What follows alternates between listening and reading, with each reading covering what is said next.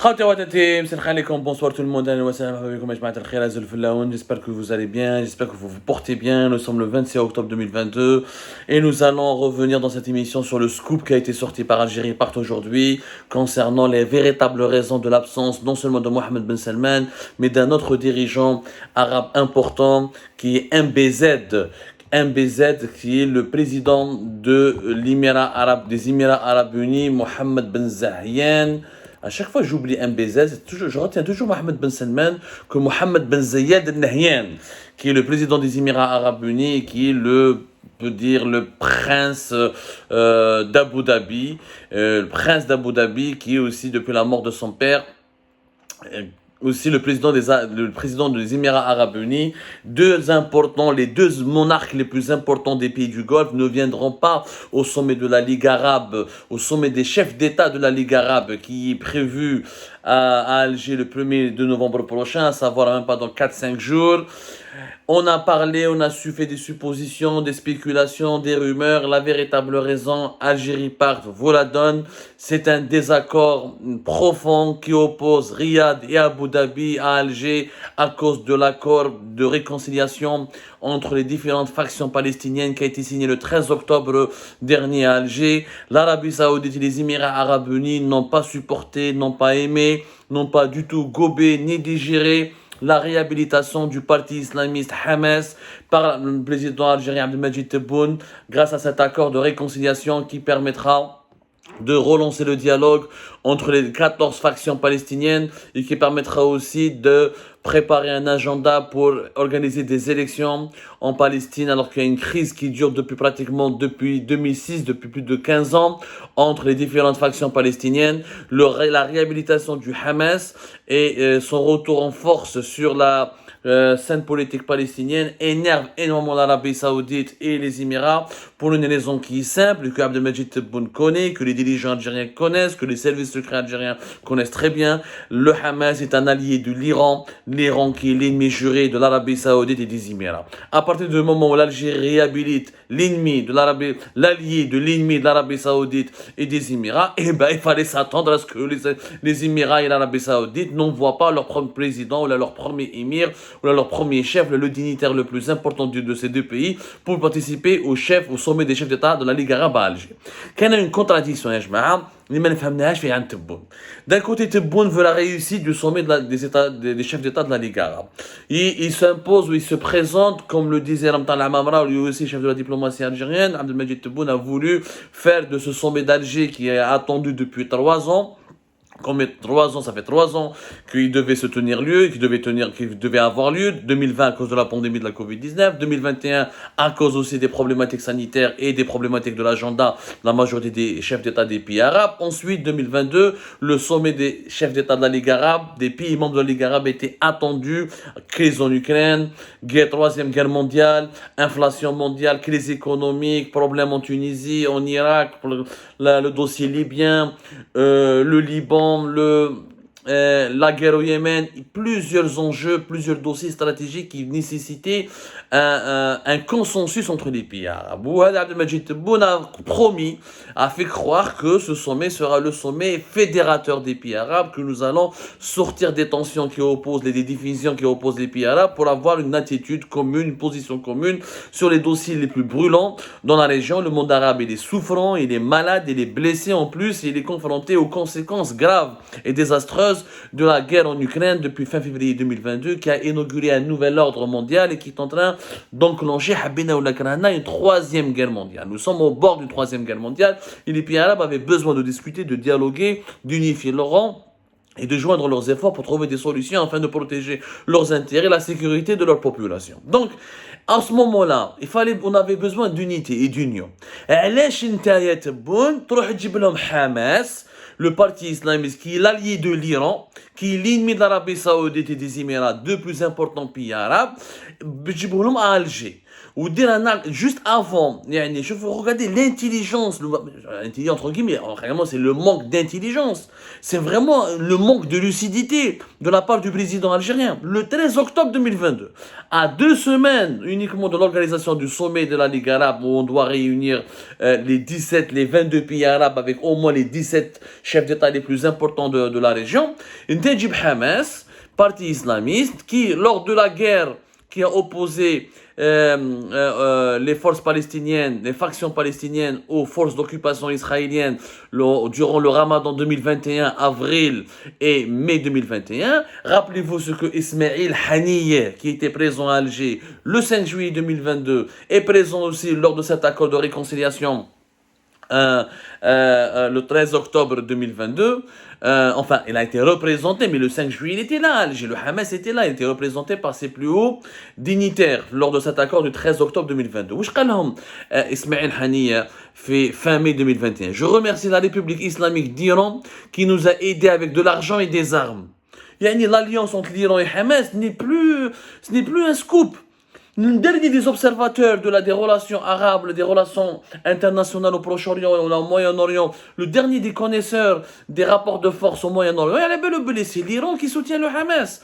Tout le monde sait que c'est le Hamas a pu résister à Israël grâce aux roquettes ou aux missiles et aux armements qui ont été fournis par les Iraniens. Tout le monde sait que la stratégie de résistance du Hamas a été élaborée par un cerveau, le grand cerveau iranien qui est très connu, qui s'appelle le fameux général Soleimani, Qassem Soleimani, qui dirigeait la fameuse force d'Al-Quds. Qassem Soleimani, qui est l'un des généraux les plus célèbres de l'Iran, qui a été assassiné en janvier 2020 par les Américains à Bagdad, en Irak. Une femme ouvrière. Les Iraniens confirment officiellement qu'ils fournissent des armes et qu'ils entraînent et qu'ils aident militairement le Hamas. Fin janvier 2021, un général iranien qui s'appelle Amir Ali Hajjazadah, il a déclaré que plutôt de donner un poisson à un homme, il faut lui apprendre à pêcher. Directement, il a fait sa déclaration sur la chaîne de télévision Al-Manar, qui est celle du Hezbollah, un autre parti chiite soutenu, le parti islamiste chiite qui est soutenu par l'Iran et armé par l'Iran. باش نفهموا مليح وانت على بالك باللي les Iraniens soutiennent les milices chiites في la guerre au Yémen. Ils contre l'Arabie Saoudite et les Émirats et l'Iran, il y a une guerre ouverte. Et les trois pays, les monarchies du Golfe et l'Iran risquent d'aller vers une guerre très facilement. Et que les pays arabes, en ce moment, les plus importants pays arabes, l'Égypte, l'Arabie Saoudite, les Émirats, le Maroc, la Jordanie, tous ces pays-là ont normalisé leurs relations avec Israël, ont renforcé les relations au cours de l'année 2020 et 2021 avec Israël, des alliances économiques, des alliances militaires, dans le but de contrecarrer l'influence militaire et géopolitique de l'Iran dans la région. Dans quel monde il vit? À partir du moment où tu as toutes ces données, si tu voulais vraiment soutenir le Hamas et rejoindre le camp du Hamas et de l'Iran, n'organise pas le sommet des chefs d'État arabes à Alger, ne fais pas, annule l'organisation de la Ligue arabe, ou dire un sommet, les Iraniens, Hamas, Hezbollah, où tu vas, je suis avec la résistance palestinienne. Ce n'est pas le cas de la majorité des pays arabes qui ont fait un autre choix. Je ne suis pas en train de dire que le choix de l'Algérie est mauvais sur le plan moral. Il n'est pas mauvais sur le plan moral. Vive la question palestinienne, vive la cause palestinienne. Hamas est un parti de résistants. Ok, le Hezbollah, ok, comme tu veux. C'est ce que croient les Algériens. Ok, on va adhérer à cette idéologie, à cette doxa, à cette vision du monde. Dans ce cas-là, sois cohérent avec ta vision. Ne dis pas aux Saoudiens, aux Émiratis, aux Jordaniens, aux Égyptiens de venir, alors que toi, tu es en train de réhabiliter leur ennemi. Parce que même le problème, c'est que un BZ Majesh, ou un BS Machahiji, un BZ ou un BS Machahiji, c'est que le président égyptien Abdel Fattah al-Sisi, on nous a dit qu'il a confirmé officiellement sa participation depuis septembre 2022, mais il y a plusieurs sources au sein même du régime algérien qui disent que nous aurions reçu des informations ou que nous craignons la non-participation, l'annulation à la dernière minute de la venue d'Abdel Fattah al-Sisi. Qui m'a dit MPS ou MBZ, les deux pays les plus importants les plus riches du monde arabe et les deux pays les plus importants du Moyen-Orient, Donc, le cœur du monde arabe, il bat au Moyen-Orient, il ne bat pas en Afrique du Nord, soyons clairs. Ils disent en plus, il Abdel Fattah Sisi Medjikch, parce qu'il va dire mes alliés Medjouch, ou Abdel Fattah Sisi n'est pas d'accord non plus avec la réhabilitation du Hamas. Sisi pratique une politique hostile aux frères musulmans et hostile aux partisans du Hamas. L'Arabie Saoudite, de 2019 à 2021, elle a arrêté des dizaines d'activistes pro-Hamas, des activistes jordaniens et syriens et jordaniens. Les activistes jordaniens et palestiniens, ils ont été placés en détention, certains ont été placés en détention, d'autres ont été harcelés par les services de sécurité, d'autres ont été expulsés d'Arabie Saoudite. Il faut lire la presse saoudienne pour comprendre qu'il y a depuis 2019-2018, il y a une politique de démantèlement des réseaux du Hamas en Arabie Saoudite, que l'Israël et que l'Arabie Saoudite a tourné le dos au Hamas, et elle préfère faire des alliances avec Israël, même si elle n'a pas normalisé publiquement ses relations avec Israël, mais dans les coulisses, c'est de notoriété publique, c'est un secret de polichinelle. L'Arabie Saoudite entretient des contacts permanents et des relations de plus en plus cordiales avec Israël en attendant une normalisation officielle, alors que les Émirats, le Bahreïn et d'autres pays de la région, comme le Maroc aussi, en Afrique du Nord, ont totalement normalisé et assumé leurs relations militaires et économiques avec Israël. Donc il y a un problème de positionnement pour l'Algérie. Tu ne peux pas être fédérateur alors que la majorité des pays arabes ont choisi le camp d'Israël contre le camp de l'Iran, ou tu es en train de soutenir la réhabilitation du Hamas. Parce que l'accord d'Alger, où je mets l'accord d'Alger, le Hamas est de retour sur la scène politique. Le Hamas s'impose comme étant un interlocuteur privilégié et tu imposes le Hamas comme étant un interlocuteur politique pour tous les pays de la région. Sauf que la majorité des pays de la région le rejettent, ne veulent pas traiter avec lui. L'Égypte et la Jordanie, ils traitent le Hamas avec le minimum syndical. L'Arabie Saoudite et les Émirats, le Bahreïn, le rejettent complètement. Donc, حصلنا يا جماعة. Ça a été une erreur gravissime où l'accord le 23, le 30, l'organisation de la cérémonie avec le 13 octobre, Abdelmejid Tebboune qui rend visite, il va dans le palais au club des pins où il se prend en photo avec les gens du Hamas et les gens du Feth. Il y avait aussi les représentants du djihad islamique, un autre parti qui n'est pas très apprécié par les monarchies du Golfe, ou l'Algérie pro-Palestine, ou la déclaration d'Alger, ou l'agenda politique mis en place pour permettre des élections, pour permettre le retour. En fait, clairement, l'Algérie soutient, clairement, l'Algérie a soutenu, il faut le dire, sans aucune hypocrisie, l'accord d'Alger, la déclaration d'Alger, elle permet au Hamas de devenir un parti fréquentable et de s'emparer d'une partie du pouvoir. C'est tout. Alors que la Palestine, elle est divisée depuis pratiquement 2006. Depuis 2006, pratiquement, bien avant, mais même 2006, avec 15 ans, les élections législatives qui étaient programmées pour le 22 et le 31 juillet 2021 ont été reportées. Si demain, il fait les élections législatives et le Hamas remporte la majorité des sièges, eh bien, le Hamas risque d'être au pouvoir en Palestine. Maintenant, cet accord, certainement, va prévoir une répartition du pouvoir entre le Hamas et le Fatah, mais ça ne plaît pas aux pays de la région. Ça ne plaît pas. Tu ne comprends pas le choix de Tebboune. عندك un sommet des chefs d'État de la Ligue arabe. Liquide le sommet, garantit la réussite du sommet, et la réussite du sommet dépend du niveau de représentativité des pays membres de la Ligue arabe. La Ligue arabe, c'est l'Algérie derrière.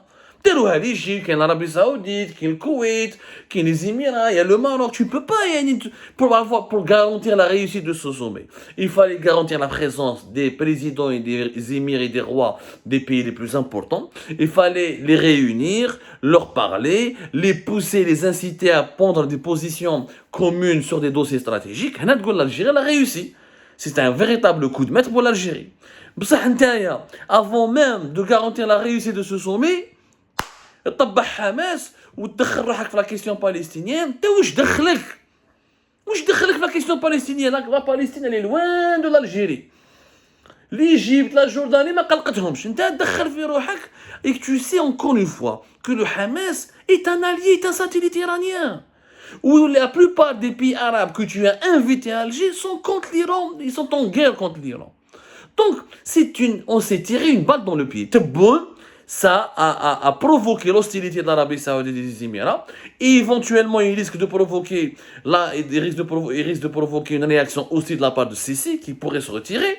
lui aussi, à la dernière minute, mais il dit Sisi, Mohamed Sisi va profiter, mais il dit, ou même il a déjà, en l'absence des autres chefs d'État les plus importants de la région, Mohamed Sisi va être la star du sommet, et donc le Maroc va voler la vedette à l'Algérie et toutes les caméras et tous les sujets importants, comme on l'a dit, vont être passés au second plan et Mohamed VI risque de faire son show et là Abdelmajid Tebboune sera dans une position ridicule parce que tu as diabolisé ton ennemi durant plus de 2 ans, tu l'as accusé de tous les maux, tu seras obligé de partager les jeux, les feux des caméras ou là, les lumières des caméras avec ton pire ennemi qui est le Maroc. C'est quand même une position très délicate. Déjà, l'absence de Mohamed Ben Salman ou de MBZ, Mohamed Ben Zayed, elle est catastrophique. Elle est catastrophique pour la diplomatie algérienne. Déjà, on ne peut pas garantir la réussite de ce sommet sans l'Arabie Saoudite et les Émirats.